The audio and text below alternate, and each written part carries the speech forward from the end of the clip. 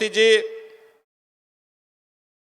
उत्तर प्रदेश सरकार में मेरे सहयोगी मंत्रीगण श्री सिद्धार्थनाथ सिंह जी, जयप्रकाश निषाद जी, श्रीमती संगीता बलवंत बिंद जी, माननीय सांसद श्री राजवीर सिंह राजू भैया, श्री रमेश बिंद जी, प्रवीण निषाद जी, जयप्रकाश निषाद जी, आज के इस कार्यक्रम में उपस्थित भारतीय जनता पार्टी और निषाद पार्टी से जुड़े हुए सभी पदाधिकारीगण और भारी संख्या में प्रदेश के गांव-गांव से यहां पर उपस्थित सभी भाइयों बहनों, आप सब की ओर से मैं देश के पहले सहकारिता और लोकप्रिय गृह मंत्री माननीय श्री अमित शाह जी का हृदय से स्वागत करता हूं, अभिनंदन करता हूं। भाइयों बहनों, माननीय अमित शाह जी ने 2013 में जब उत्तर प्रदेश के प्रभारी के रूप में उत्तर प्रदेश का प्रवास प्रारंभ किया था, तो उस समय लोगों को लगता था कि क्या भारतीय जनता पार्टी लोकसभा चुनाव में सीट पा पाएगी।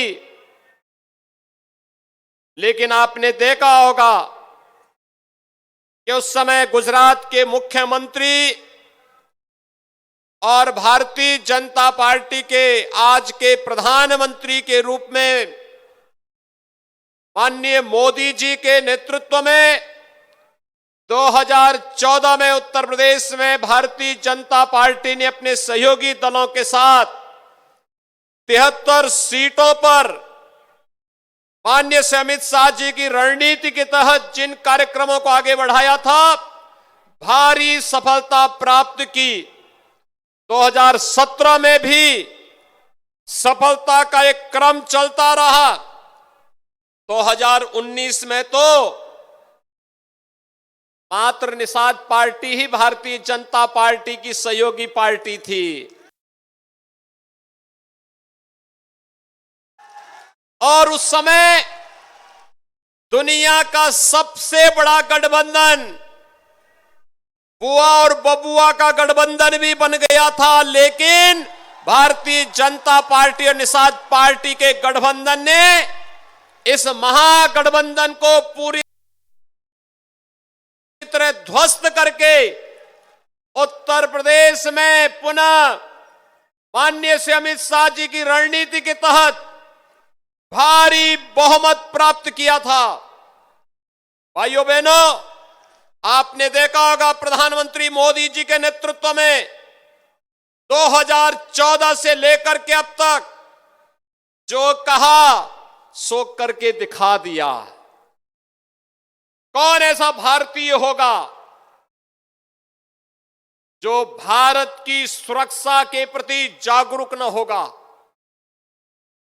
आपने देखा होगा कांग्रेस ने, सपा बसपा ने कभी भी देश की सुरक्षा के मुद्दे को गंभीरता से नहीं लिया, आतंकवाद के मुद्दे को गंभीरता से नहीं लिया।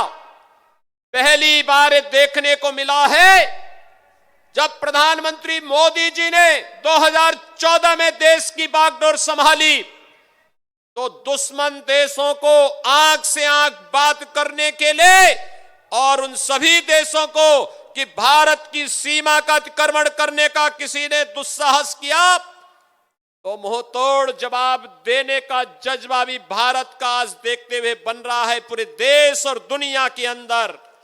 और यही नहीं,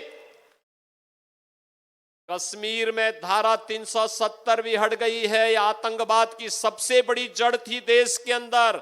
आज धारा 370 समाप्त।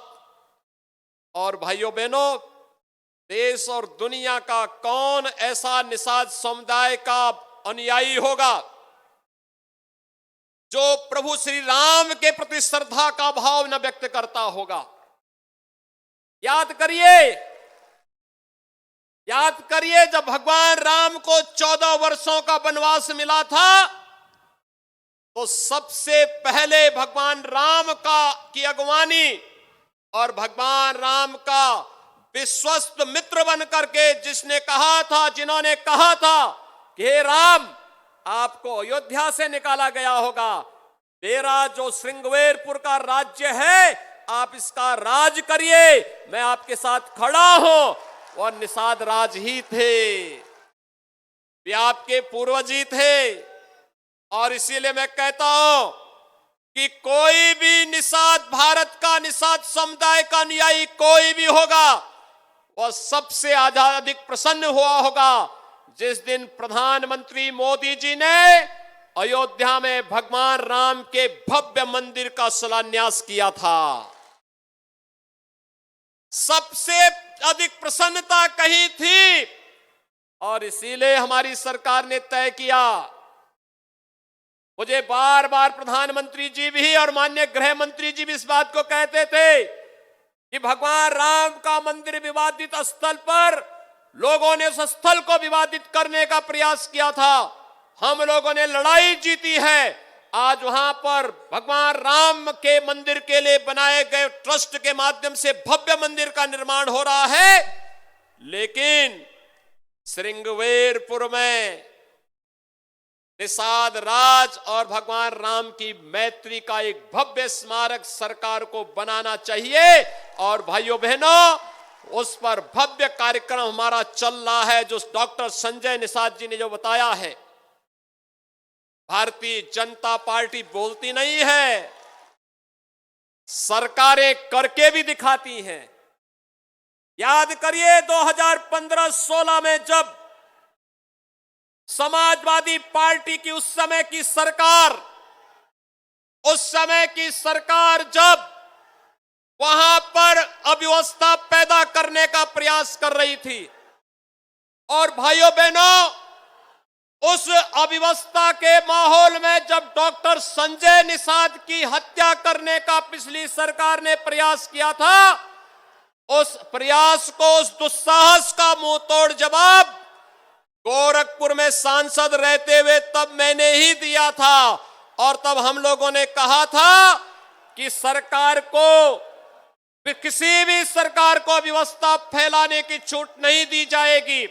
और भाइयों बहनों, डॉक्टर संजय निषाद को मेडिकल कॉलेज में, जेल से मेडिकल कॉलेज में भर्ती करवाने का मामला रहा हो या उन्हें न्याय दिलाने का कार्य, पूरी प्रमुखता के साथ अगर इस कार्यक्रम को आगे बढ़ाने का कार्य किया था तो भारतीय जनता पार्टी ने उस समय भी किया था। और आज इसीलिए एक बार फिर से हम लोग आपके बीच आए आपसे कहने के लिए, भारतीय जनता पार्टी जो कहती है सो करके दिखाती है।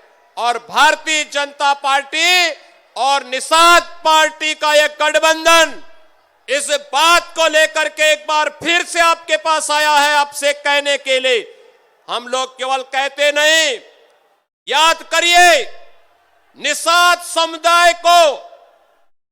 समुदाय को ग्रामीण क्षेत्र में मछली का पट्टा दिलाने की कार्रवाई किसी ने की थी तो 1991 में माननीय श्री कल्याण सिंह जी ने किया था। और कल्याण सिंह जी से चली आ रही है प्रथा आज भी हमारी सरकार ने बरकरार रखा।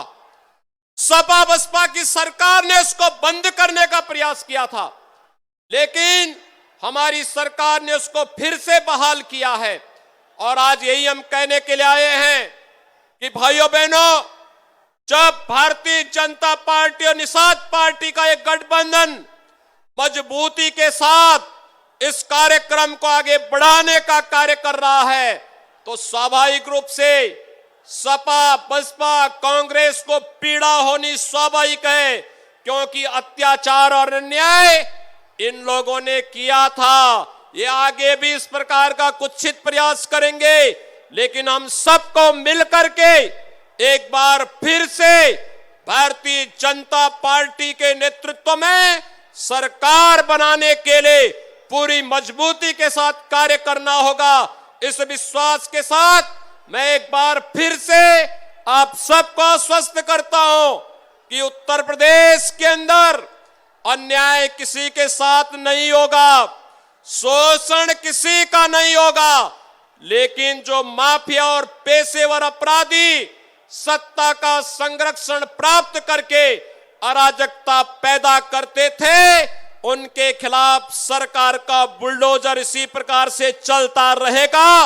ये कहते हुए मैं एक बार फिर से आज के इस कार्यक्रम में माननीय गृह मंत्री जी का हृदय से स्वागत और अभिनंदन करता हूं। डॉक्टर संजय निषाद जी को हृदय से एक सफल आयोजन के लिए बधाई देता हूं। धन्यवाद। जय जय श्री राम, जय जय श्री राम। बोले जय श्री राम। भारतीय जनता पार्टी जिंदाबाद। निषाद